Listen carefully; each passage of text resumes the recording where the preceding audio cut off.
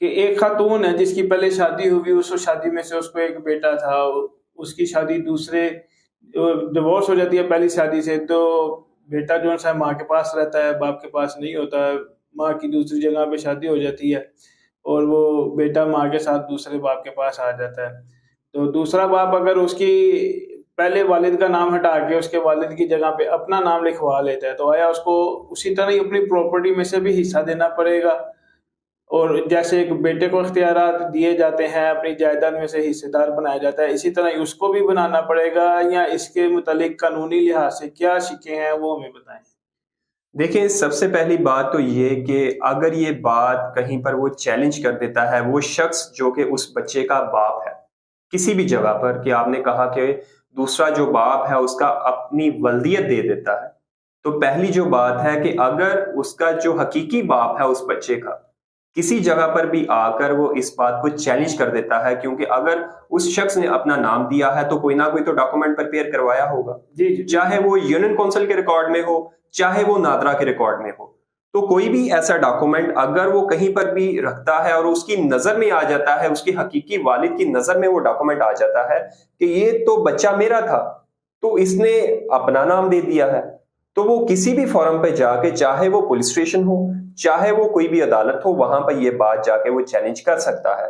اور جب وہ بات کو چیلنج کرے گا اور یہ پروف کر دے گا کہ یہ بچہ تو اسی کا تھا، یہ ڈاکومنٹ فیک بنا ہے، تو اس فیک ڈاکومنٹ کی بنیاد پر آپ پر ایک مقدمہ بھی درج کروا سکتا ہے اس کا حقیقی باپ۔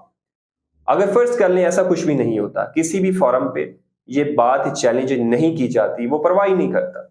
تو اس صورت میں جب بچہ بڑا ہو جاتا ہے یا پھر کسی بھی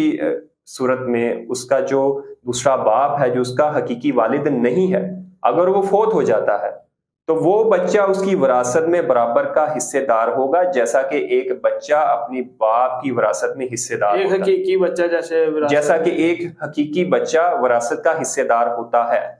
اس کی ریزن یہ ہے کہ اس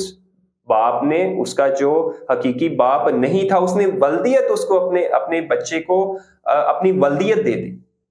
قانون کے ڈاکومنٹس کے اندر تو یہی آ گیا کہ وہی اس کا حقیقی باپ ہے۔ کہیں پر بھی ہم چلے جائیں، کسی بھی کورٹ آف لا میں چلے جائیں، تو عدالتیں صرف ایویڈنس مانگتی ہیں، ڈاکومنٹس مانگتی ہیں۔ بالکل، ڈاکومنٹس کے اندر یہ چیز آ چکی ہے کہ وہ اس کا باپ ہے۔ اب حقیقی ہے یا نہیں ہے یہ ڈاکومنٹس کے اندر نہیں لکھا جاتا،